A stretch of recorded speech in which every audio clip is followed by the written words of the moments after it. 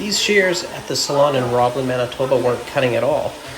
In this video, you'll see part of the process I do to sharpen shears and get them back to the way they should be working. That's a good thing. I think it's only or we took the cheapest flights and there was a connect. And you know.